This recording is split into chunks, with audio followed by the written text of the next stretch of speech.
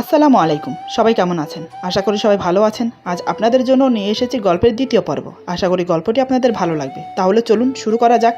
রানা বলে, কি বললে? আমার ভিডিও বানিয়ে আমাকেই দেখাতে? তার আগে তুমি দেখো আমি তোমার সাথে কি করি। এই বলে হঠাৎ আমাকে জড়িয়ে ধরে কিস করতে যায়। আমি বললাম, এ কি করছো? তোমার শাস্তি এখনো পূর্ণ হয়নি, তাই আমার থেকে দূরে থাকো। রানা বলে, তুমি আমার বউ, আমার অধিকার আছে তোমাকে ছোঁয়ার। আমি বললাম, যতক্ষণ পর্যন্ত না আমি অধিকার দিচ্ছি ততক্ষণ পর্যন্ত তুমি আমাকে ছুঁতে পারবে না। রানা বলে, যদি অধিকার না নিয়ে ছুঁই তাহলে কি হবে? আমি বললাম, তাহলে আমি রাগ করব, মনে কষ্ট পাবো। আর আমি মনে কষ্ট পেলে কি হবে তুমি জানো? রানা বলে, কি হবে? আর কিছুই হবে না। আমি বললাম, বইয়ের মনে কষ্ট দিলে কখনো তুমি বেহেস্তে যেতে পারবে না। রানা বলে, তাই বুঝি? তার সাথে আরও একটা কথা আছে, সেটা নিশ্চয়ই জানো? আমি বললাম, কোনটা? রানা বলে, হাদিসে আছে, যেমন স্ত্রীকে কষ্ট দিলে স্বামী বেহেস্তে যেতে পারে না, ঠিক তেমনি স্বামীকে কষ্ট দিলেও কিন্তু স্ত্রী বেহেস্তে যেতে পারে না। এবার বলো বলো শুনি, এবার কি বলার আছে? আর আমাকে বোকা ভেবো না। ভালোই আমি লন্ডনে পড়াশোনা করেছি, কিন্তু একজন মুসলমান হয়ে হাদিসও কিছু জানি। আমি মনে মনে বলছি, এই রে, নিজের প্যাচে নিজেই পড়ে গেলাম। আমি বললাম, আমি কখন বললাম তুমি বোকা? রানা বলে, তুমি মুখে না বললেও আমাকে বোকা বানিয়ে দূরে রেখেছো। আমি কি বুঝি না? আমি বললাম, বারে, যে কিনা অন্য একটা মেয়ের সাথে প্রেম করে, অন্য একটা মেয়েকে ভালোবাসে, সে তো দূরে থাকবেই, তাই না? রানা বলে, আর কতবার বলবো? আমি কোনো মেয়েকে ভালোবাসি না, জাস্ট মজা করেছি রাতে তোমার সাথে। প্লিজ লক্ষ্মীটি, অভিমান করে থেকো না। তোমাকে নিয়ে কত স্বপ্ন দেখেছি, কত আশা। আমি বললাম, তাই তো, স্বপ্নের মাঝে আমাকে দেখে বালিশকে কিস করছো। এই বলে হেসে উঠলাম। রানা রাগ করে বলে, ঠিক আছে, তুমি থাকো তোমার অভিমান নিয়ে, আমি চললাম। আমি বললাম, যেখানেই যাও কোনো সমস্যা নেই, কিন্তু নাস্তা করে যেও। রানা বলে, তুমি করো নাস্তা, আমি না হয় আমার ভালোবাসার মানুষের কাছে গিয়ে নাস্তা করব।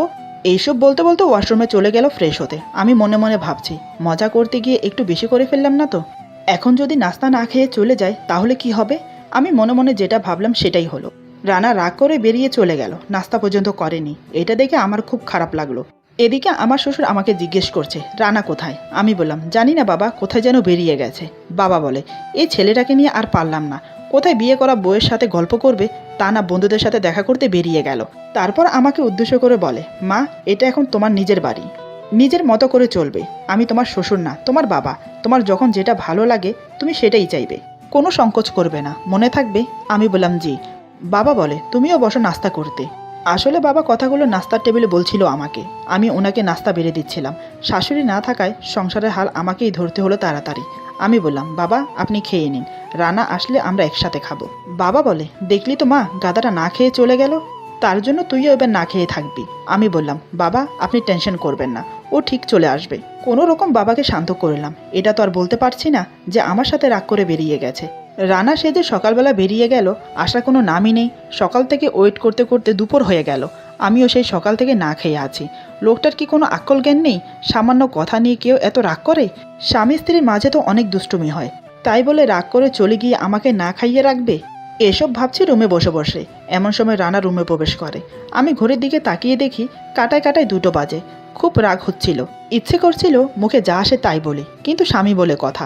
আর এমনিতেও হাদিসে পড়েছি, আবদুল্লাহ ইবনে আব্বাস থেকে বর্ণিত, রাসূল সাল্লাল্লাহু আলাইহি সাল্লাম বলেন, তোমরা শিক্ষা দাও এবং সহজ করো, কঠিন করো না।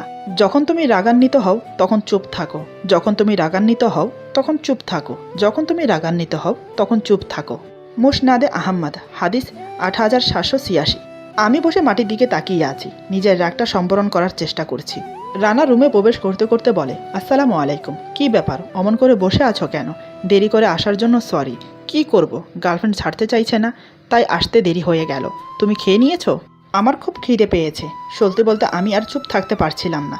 এমনিতে সকাল থেকে না খেয়ে আছি, তার উপর ও মজা করছে আমার সাথে। আমি বললাম,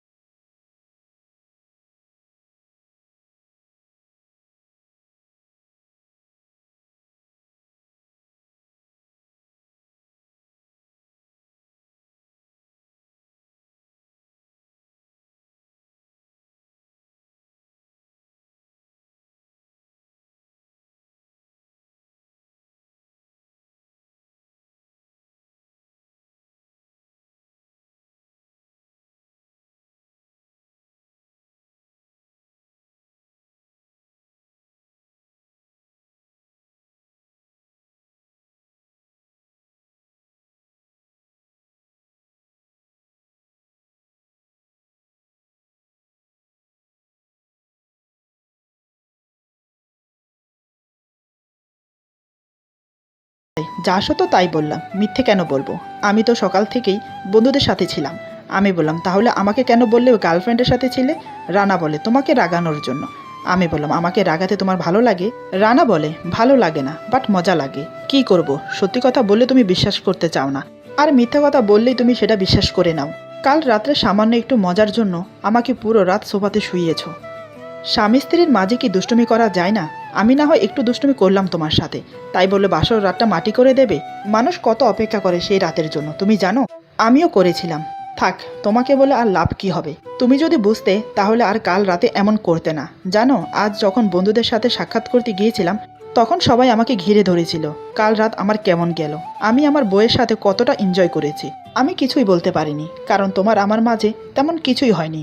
ব্যাস, সামান্য একটু মজার জন্য দুজন আলাদা ঘুমিয়েছি। আমি মাথা নিচু করে সব কথা শুনে যাচ্ছি। মনে মনে নিজেকে অপরাধী মনে হলো। মানলাম ও আমার সাথে মজা করেছে, কিন্তু আমার এমনটা করা উচিত হয়নি কাল রাত্রে। ওকে কি বলবো, এই রাতটা নিয়ে তো আমারও অনেক স্বপ্ন ছিল। আমার বোঝা উচিত ছিল, স্বামী স্ত্রীর সাথে মজা করবে না তো কে করবে? আমি আমার নিজের সীমা লঙ্ঘন করে ফেলেছি। কাল আমাদের বিয়ে হয়েছে, কাল রাতে এতটা রিয়েক্ট করা আমার উচিত হয়নি। আমি মাথা নিচু রেখেই বললাম, সরি, আমাকে ক্ষমা করে দাও, আমার উচিত হয়নি এমনটা করা। আরেকটা কথা, স্বামী স্ত্রীর মাঝে অনেক কিছুই হয়, ভালো মন্দ, রোমান্টিক কিছু, আদর, ভালোবাসা, মহাব্বত, এসব স্বামী স্ত্রীর সম্পদ, তা বাইরের কাউকে বলা ঠিক না, তাতে করে আল্লাহ অসন্তুষ্ট হন।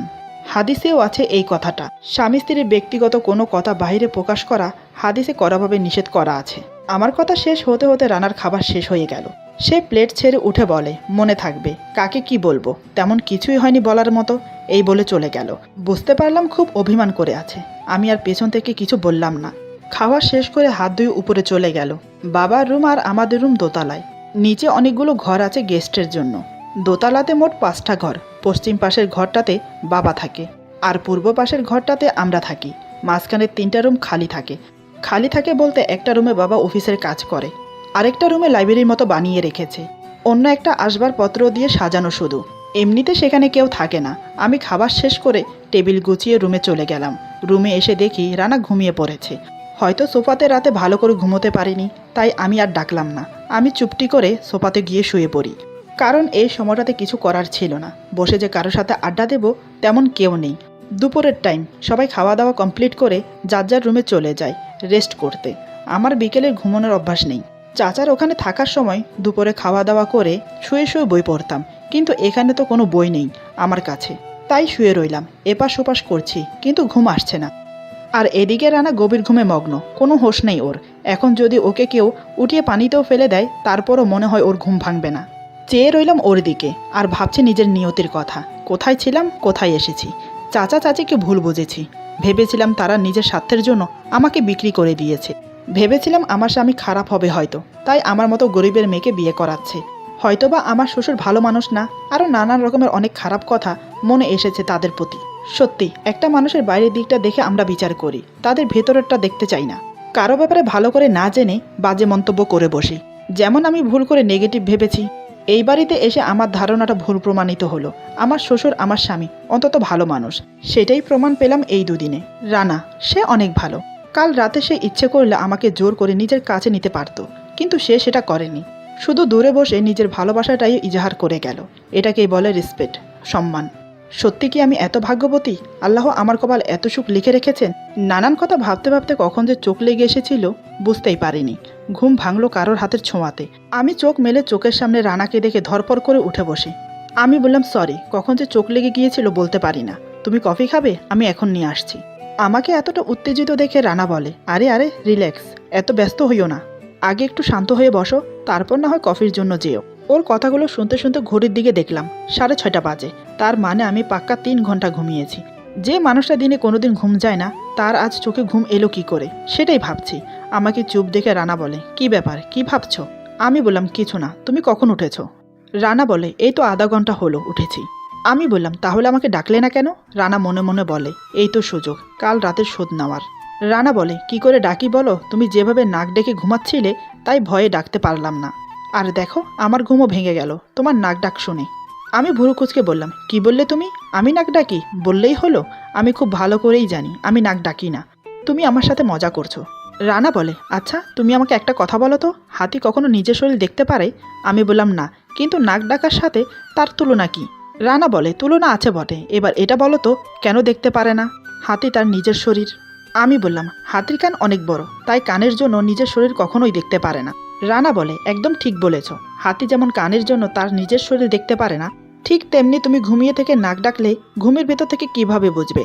তুমি তো আর জেগে জেগে নাক ডাকছো না যে তুমি বুঝতে পারবে তুমি নাক ডাকছো। কিন্তু যারা তোমার আশেপাশে থাকবে তারা নিশ্চয়ই জানবে তুমি নাক ডাকছো, যেমন আমি ছিলাম তোমার পাশে। আমি মুখটা গম্ভীর করে বললাম, আমার পাশে ছিলে না, খাটে ছিলে। রানা বলে, ওই হলো, খাটে আর পাশে একই তো হলো। আমি বললাম, তুমি এখনো মজা করছো আমার সাথে, তাই না? রানা আমার মুখের কাছে মুখ এনে বলে, কেন বলবো, আমি মজা করছি না সত্যি বলছি? এই বলে আলতো করে আমার নাকে একটা টোকা মারে। তারপর সোফায় বসতে বসতে বলে, ঘুমের লেশ কেটে গিয়ে থাকলে যাও কফি নিয়ে আসো দুজনের জন্য। আমি কিছুক্ষণ ওর দিকে তাকিয়ে রইলাম, তারপর চলে গেলাম কফি বানাতে। আমাকে চলে যেতে দেখে রানা মিটমিট হাসছে আর মনে মনে বলছে, বেশ বোকা বানিয়েছি, আমাকে কাল রাতে ভালোবাসতে না দেওয়ার শাস্তি। এদিকে আমি কফি বানাতে বানাতে ভাবছি, সত্যিই কি আমি নাক ডাকি, নাকি রানা আমার সাথে মজা করছে? আমি যদি নাক ডাকি, কই কখনো তো আমার চাচি আম্মা নয়তোবা চাচা কোনোদিন বলেনি। না, নির্ঘাত আমাকে বোকা বানাচ্ছে রানা। দাঁড়াও, আমাকে বোকা বানাচ্ছ তাই না? এবার দেখো মজা। এই ভেবে 2 কাপ কফি বানিয়ে ওর কাছে গেলাম, ওর কফিটা ওর হাতে দিয়ে সোফায় ওর পাশে বসলাম।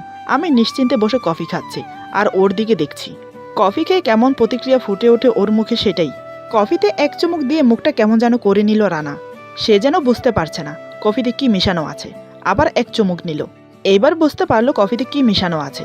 রানা কিছু বলার আগে আমি বললাম, কফি কেমন হয়েছে বললে না তো? রানা বলে, ইচ্ছে করে কফিতে লবণ আর মরিচ মিশিয়েছ তাই তো? তা কেন এমন করলে? আমি একটু মুচকি হেসে বললাম, একটু আগে আমাকে বোকা বানানোর উপহার।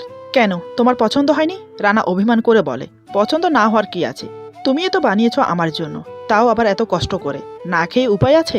এই বলে রানা সেটা খেতে লাগলো। কোথায় ভাবলাম সে আমার সাথে রাগারাগি করবে, তা না উল্টো আমি বানিয়েছি বলে খাচ্ছে। ব্যাপারটা বেশ খারাপ লাগলো, তাই আমি বললাম, সরি, আমি ভেবেছিলাম তুমি।